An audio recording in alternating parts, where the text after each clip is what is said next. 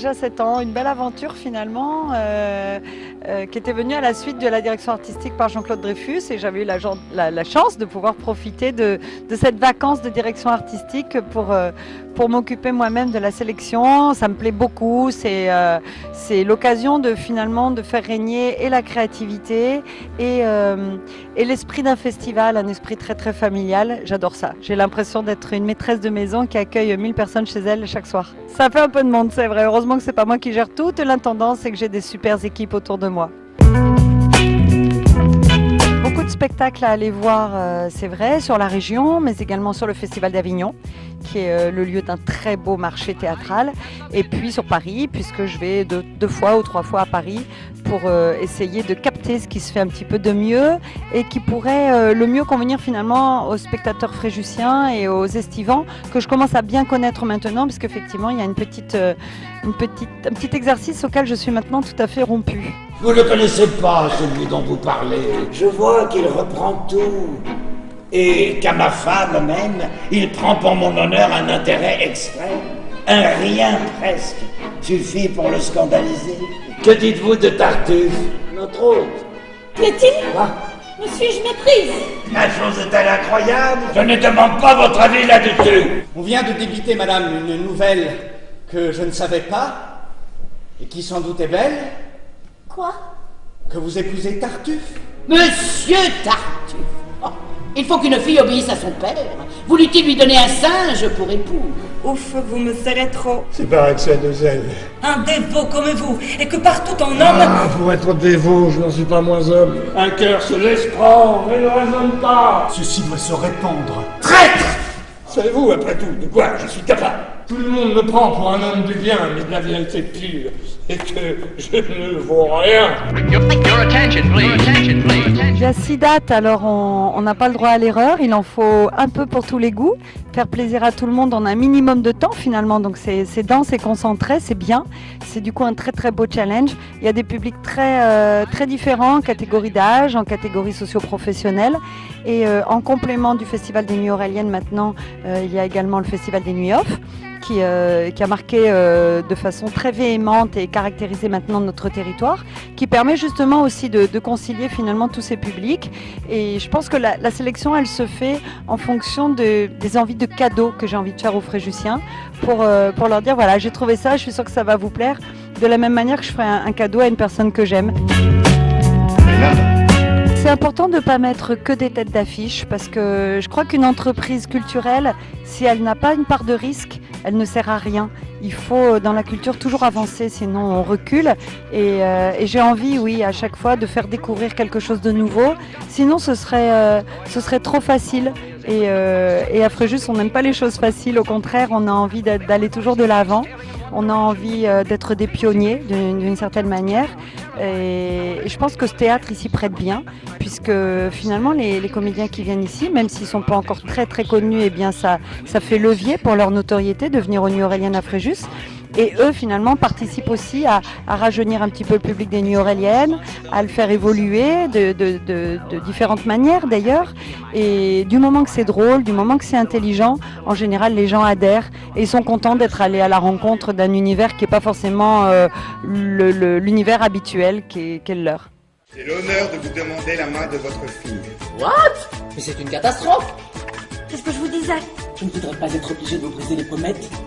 Elles vous ont coûté tellement cher. Maman, je suis enceinte. J'ai pas envie de fumer, j'ai pas envie de fumer. En plus, c'est génial, ça veut dire que tu vas être grand-mère. J'ai envie de boire. Tu préfères que ta fille soit heureuse ou avoir un bon article dans Gala? Avoir un bon article dans Gala. En même temps, ce qui est bien, c'est qu'après tout ça, j'ai plus besoin d'aller à mon rendez-vous annuel chez le cardiologue.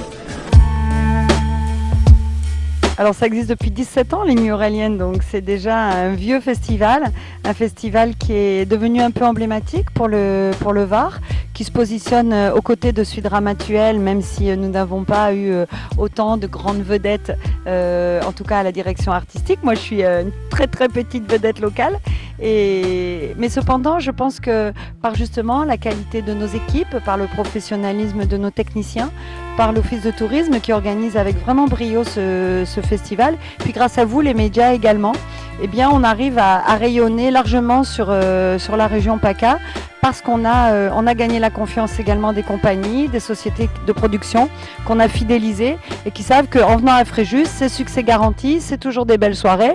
On a le bras long, donc on se débrouille pour qu'il fasse toujours beau. et donc en général, les comédiens sont très très contents. On a, je pense, on a beaucoup de chance d'avoir ce vestige romain qui est le théâtre Philippe Léotard, qui est un véritable écrin et qui ne peut que séduire. Donc quoi qu'il arrive, tout le monde est content. Nous, je sais que notre atout, comme je vous le disais, c'est vraiment le patrimoine et l'accueil. C'est-à-dire qu'effectivement, on a un lieu, bon, on est en bord de Méditerranée, donc la mer, le soleil, déjà, c'est favorable, c'est certain. C'est plus facile de le faire ici qu'à Mantes-la-Jolie. Et puis, je vous dis, cette qualité de rendez-vous. Moi, en tant que directrice du festival, j'accueille les gens en leur demandant à chacun comment ils vont, ce qu'ils ont pensé des autres pièces. Et on en arrive à avoir des abonnements qui sont pris à l'aveugle, bien avant qu'on annonce la programmation, ce qui prouve finalement la confiance dont nous honore le public et puis également sa fidélité d'année en année.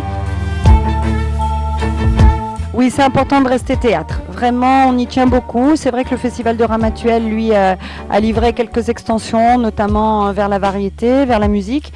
On tient vraiment à rester théâtre, même si maintenant, en complémentarité du théâtre Le Forum de l'agglomération, nous essayons de programmer éventuellement l'été 1 ou 2 spectacles d'humour. C'était le cas l'année dernière avec Nicolas Canteloup. C'est le cas cette année avec les ateliers de Pierre Palmade et on est très content de les avoir ce soir. Salut Rudy, désolé pour le retard. Ah non, pas de soucis. Bon alors j'ai corrigé ta traduction, c'est pas mal, mais t'as toujours un problème avec la conjugaison anglaise. Tu me fais une faute pratiquement à chaque fois. Tu t'en fous de ce que je viens de dire? Bah non, pourquoi? Non, comme ça, une impression. Bon allez, sors une feuille, on va corriger ensemble ce que t'as fait.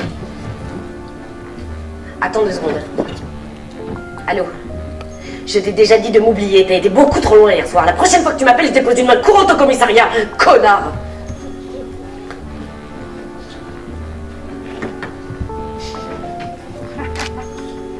Alors tu vois là, pour traduire, j'aurais aimé être. Tu me mets I will would liking to be. Ça veut rien dire ça. Ah oui, oui, tout à fait. C'est une année à l'avance. C'est-à-dire que moi, quand je vais en Avignon, je vois une 50aine de spectacles. Sur ces 50, je vais peut-être en retirer 4 ou 5 que j'aimerais programmer aux Nuits Auréliennes. Et les choses vont se faire au fur et à mesure en fonction des autres spectacles que j'aurai vus pour voir dans quelle mesure on peut glisser une petite perle comme ça au milieu de la programmation et valoriser une compagnie locale. Parfois c'est une compagnie varoise, alors c'est encore plus chouette et on a comme ça, je pense, un bon équilibre de programmation, de créativité, d'imaginaire pour faire plaisir à tout le monde. Alors les nuits off, c'est exactement comme le off d'Avignon, c'est-à-dire que si ici c'est les nuits officielles, les nuits off consistent à recevoir une 50aine ou une 60aine de compagnies de théâtre dans le cœur historique de Fréjus, tous les lundis, tous les mercredis soirs, sur 12 lieux. Donc une grosse entreprise là aussi, qui est menée par la ville de Fréjus avec la complémentarité de l'office de tourisme et une grosse association de bénévoles. Et donc tous les soirs à la même heure, à 19h, 25 pièces de théâtre se déroulent. Et à 21h30, 25 autres pièces de théâtre se déroulent. Donc les lieux sont vraiment charmants. Les spectacles sont des beaux spectacles vivants. Et puis le tarif est extrêmement attirant puisqu'il est de 5 €. Donc ça permet vraiment de venir au théâtre en famille, de faire découvrir le théâtre et le spectacle vivant à des gens qui ne vont jamais habituellement au théâtre.